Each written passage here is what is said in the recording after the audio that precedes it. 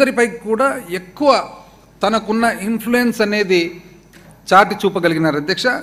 Great depression అధ్యక్ష ఏదైతే గొప్ప ఆర్థిక మాంద్యం 1930లో ప్రపంచంలో వచ్చిందో అప్పుడు తను ఒక కొత్త థియరీ స్టార్ట్ చేసి తాను ఒక గొప్ప పుస్తకము రచించినాడు అధ్యక్ష. The general theory of employment, interest and money, published in the year 1936. 1936లో అధ్యక్ష the general theory of employment, interest and money అని ఒక పుస్తకం రచించినాడు అధ్యక్ష.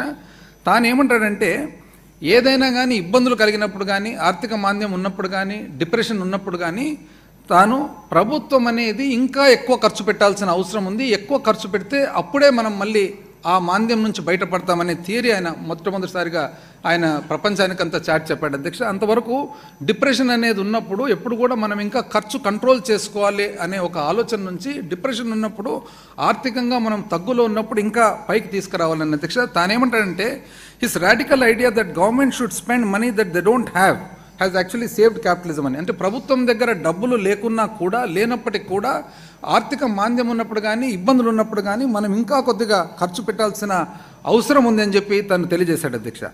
ప్రభుత్వానికి ముఖ్యమైన బాధ్యత ఏమంటే తన మాటలు అధ్యక్ష, ప్రభుత్వానికి ముఖ్యమైన బాధ్యత ఏమిటంటే ఇతరులు ఇప్పటికే చేస్తున్న పనులు చేయడము, లేదా అవే పనులు కొంచెం మెరుగ్గా లేదా అధ్వానంగా చేయడం కాదు, కానీ ఇప్పటి వరకు అసలు ఎవ్వరూ చేయని పనులు చేయడం.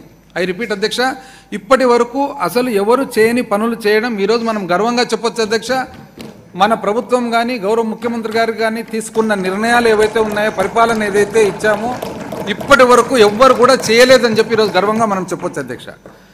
మా ప్రభుత్వం యొక్క కొన్ని ముఖ్యమైన వినూత్న కార్యక్రమాల ప్రభావం మరియు వాటి సత్ఫలితాలను గౌరవ సభకు తెలియజేస్తున్నాను అధ్యక్ష.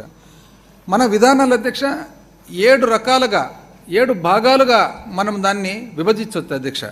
ఆ 7 భాగాలు కూడా ఒక భాగం తర్వాత ఒక భాగము క్లియర్గా ఆ విధానం ఏమి, ఆ పరిపాలన విధానం ఏమి, ఆ ఆలోచన ఏమి, ఆ ఆలోచన వెనకాల దాని కారణమేమి, అయితే ఆ ఆలోచన పరిపాలన వలన యాక్చువల్గా రిజల్ట్ ఏమి, అవుట్కమ్ ఏమనేది కూడా నేను చెప్పబోతా ఉన్నాను అధ్యక్ష. ఎందుకంటే ఈ బడ్జెట్లో ఈ ముఖ్యంగా అవుట్కమ్ అధ్యక్ష 5 సంవత్సరాల పాలన తర్వాత అవుట్కమ్ ఏమొచ్చింది అనేది అధ్యక్ష. అయితే ఆ 7 విధానాలు వచ్చేసి అధ్యక్ష, సుపరిపాలన ఆంధ్ర, సామర్థ్య ఆంధ్ర, మన మహిళా మహారాణుల ఆంధ్ర అధ్యక్ష. ఐ రిపీట్ అధ్యక్ష, మన మహిళా మహారాణుల ఆంధ్ర, అన్నపూర్ణ ఆంధ్ర, సంక్షేమ ఆంధ్ర, సంపన్న ఆంధ్ర, భూభద్ర ఆంధ్ర.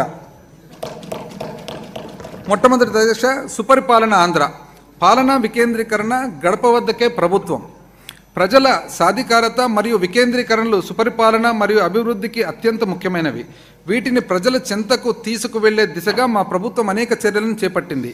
ఇందులో భాగంగా గ్రామ స్థాయి నుంచి ప్రభుత్వాన్ని పటిష్టపరచడం, విస్తృత స్థాయిలో పాలనా విభాగాలను పునర్వ్యవస్థీకరించడం మరియు సమాజంలోని వివిధ వర్గాల వారికి సాధికారతను అందించడం జరిగింది. పాలనా వికేంద్రీకరణలో భాగంగా జిల్లాలు మరియు పోలీస్ వ్యవస్థ పునర్వ్యవస్థీకరణ మాత్రమే కాకుండా స్థానిక సంస్థలను బలోపేతం చేయడమైనది. కమ్యూనిటీ కాంట్రాక్టుల విధానం స్థానిక పాలనలో పౌరుల చురుకైన భాగస్వామ్యాన్ని మరియు యాజమాన్య భావాన్ని ప్రోత్సహించి చిట్ట చివరి స్థాయి వరకు ప్రజాస్వామ్యాన్ని పటిష్టపరిచింది. దాదాపు 1,35,000 మంది ఉద్యోగులతో, ఐ రిపీట్ అధ్యక్ష, దాదాపు 1,35,000 మంది ఉద్యోగులతో 15,004 గ్రామ మరియు వార్డు సచివాలయాలను ఏర్పాటు చేయడం, 2,66,000 మంది వాలంటీర్ల నియామకం చేయడం ద్వారా సకాలంలో అర్హులైన లబ్ధిదారులందరికీ ఎటువంటి లోపాలు లేకుండా పారదర్శకంగా సంక్షేమ పథకాలు మరియు పౌర కేంద్రీకృత సేవలు గడప గడపకు అందించగలుగుతున్నాము.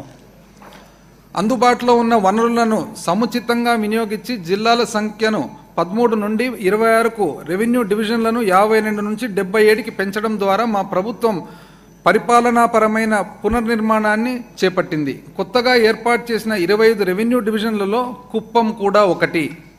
ఇది ప్రజలకు పాలనలో మరింత చేరువ చేయడంతో పాటు ప్రభుత్వాన్ని మరింత జవాబుదారీగా మరియు సమర్థవంతంగా చేసింది. నూతన సమీకృత కలెక్టరేట్ భవన సముదాయాల నిర్మాణం ప్రజలకు సేవలను మరింత చేరువ చేసింది. పౌరుల రక్షణ మరియు భద్రతను పెంపొందించడానికి మా ప్రభుత్వం పునర్వ్యవస్థీకరణలో భాగంగా అవసరమైన చోట కొత్త పోలీస్ సబ్ డివిజన్లను మరియు పోలీస్ స్టేషన్లను ఏర్పాటు చేసింది. ఉదాహరణకు కుప్పం పోలీస్ సబ్ డివిజన్ను 6 పోలీస్ స్టేషన్ల పరిధితో ఏర్పాటు చేయడం జరిగింది. అధ్యక్ష, రెవెన్యూ డివిజన్ కానీ పోలీస్ సబ్ డివిజన్ కానీ కుప్పం అని చెప్పి నేను ప్రత్యేకంగా ఎందుకు చెప్తున్నానంటే అది వేరే ఆలోచనతో కాదు అధ్యక్ష. ఈరోజు దురదృష్టవశాత్తు లేరు లీడర్ ఆఫ్ అపోజిషన్. కానీ ఉన్నింటే మన ప్రభుత్వం కానీ మన పాలన కానీ గౌరవ ముఖ్యమంత్రి గారు